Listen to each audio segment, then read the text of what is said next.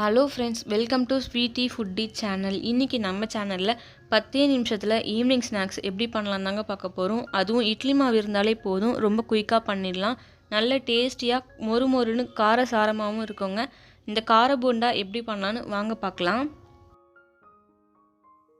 இது பண்ணுறதுக்கு ஒரு மிக்ஸி ஜாரில் 3 பல் பூண்டு சேர்த்துக்கிறேங்க. அது கூடவே 3 காஞ்ச மிளகா சுடு தண்ணியில் ஊற வச்சுருந்தேன், அதை ஆட் பண்ணிக்கலாம். இது கூடவே கொஞ்சமாக தண்ணி விட்டுக்கோங்க, ரொம்ப விட்டுறாதீங்க. கொஞ்சமாக தண்ணி விட்டு அரைச்சி எடுத்துக்கலாங்க. அடுத்து இட்லி மாவு 2 கப் அளவுக்கு எடுத்து வச்சுருக்கேங்க. இதில் நம்ம அரைச்சி வச்சுருந்த பேஸ்ட்டை ஆட் பண்ணிக்கலாம்.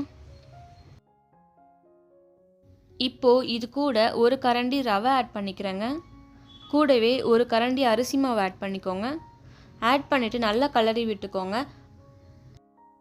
இட்லி மாவு கொஞ்சம் தண்ணி பதத்தில் இருந்துச்சுன்னா நீங்கள் இந்த மாதிரி ஆட் பண்ணிவிட்டு மிக்ஸ் பண்ணி விடும்போது நல்லா கெட்டியாக வந்துடும்.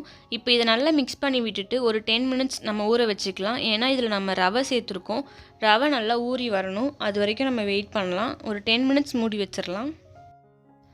இப்போது மாவு ஊறிட்டு இருக்க சமயத்தில் நம்ம ஒரு பேனில் 1 டேபிள் ஸ்பூன் ஆயில் விட்டுக்கோங்க. கூடவே 1/4 டீஸ்பூன் கடுகு போட்டுக்கோங்க. கூடவே 1/4 டீஸ்பூன் சீரகம் ஆட் பண்ணிக்கோங்க. இது நல்லா பொரிஞ்சு வரட்டும். இதுக்கப்புறமா நான் ஒரு ஆனியன் கட் பண்ணி வச்சுருக்கேன், அதையும் ஆட் பண்ணிக்கிறேங்க. ஆனியன் நல்லா வதங்கணும்னு அவசியம் இல்லைங்க, கண்ணாடி பதம் வந்தால் மட்டும் போதும். கூடவே கருவேப்பிலை கட் பண்ணி வச்சுருக்கேன், அதையும் ஆட் பண்ணிக்கிறேன். இது நல்லா மிக்ஸ் பண்ணி விட்டுக்கோங்க.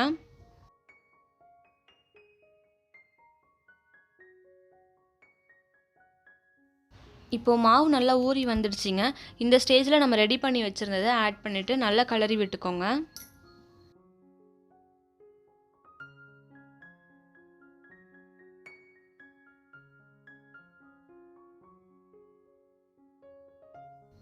இப்போது மாவு பார்த்தீங்கன்னா நல்லா ஊறி கெட்டியாக வந்திருக்கு. இந்த பதம் கரெக்டாக இருக்குங்க. இப்போது ஒரு கடாயில் எண்ணெய் விட்டுக்கலாங்க. எண்ணெய் நல்லா காயட்டும். எண்ணெய் மிதமான சூட்டில் இருக்குது. இந்த ஸ்டேஜில் நம்ம மாவை கையில் எடுத்து இந்த மாதிரி விட்டிங்கன்னா கரெக்டாக வரும் உங்களுக்கு. ஆயில் வந்து மீடியம் ஃப்ளேமில் இருக்கும்போது விடுங்க, அப்போ தான் கரெக்டாக இருக்கும் நமக்கு. ஹை ஃப்ளேமில் வச்சு விட்டுறாதீங்க, தீஞ்சு போயிடும். மீடியம் ஃப்ளேமில் வச்சு விட்டிங்கனாலே கரெக்டாக வரும் நமக்கு. இப்போ பார்த்தீங்கன்னா போண்டாலாம் எப்படி நல்லா மீடியம் ஃப்ளேமில் அழகாக வந்திருக்கு பார்த்தீங்களா. இந்த மாதிரி எல்லாத்தையும் நம்ம பொரித்து எடுத்துக்கலாம். இதே மாதிரி எல்லா போண்டாவும் சுட்டு எடுத்துடலாங்க.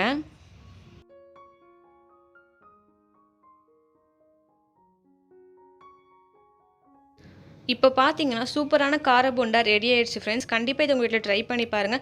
நல்லா மொறுமொறுன்னு சாஃப்டாகவும் இருக்குங்க. இது கண்டிப்பாக உங்கள் வீட்டில் ட்ரை பண்ணுங்கள். குழந்தைங்க எல்லாருக்குமே ரொம்பவே பிடிக்கும். குழந்தைங்க மட்டும் இல்லைங்க, பெரியவங்க கூட சாப்பிடுவாங்க. வெறும் வீட்டில் இருக்க இட்லி மாவு வச்சு ரொம்ப குயிக்காக 10 மினிட்ஸில் ரெடி பண்ணிடலாம். கண்டிப்பாக இது உங்கள் வீட்டில் ட்ரை பண்ணுங்கள். இந்த வீடியோ உங்களுக்கு பிடிச்சிருக்குன்னு நினைக்கிறேன். பிடிச்சிருந்துச்சுன்னா லைக் பண்ணி, ஷேர் பண்ணி, சப்ஸ்கிரைப் பண்ணிக்கோங்க. கூடவே அந்த பெல் ஐக்கானை கிளிக் பண்ணி வச்சுக்கோங்க. அப்போ தான் நான் போடுற வீடியோஸ்லாம் உங்களுக்கு கண்டினியூவாக வந்துக்கிட்டே இருக்கும். தேங்க்யூ ஃபார் வாட்சிங் ஃப்ரெண்ட்ஸ்.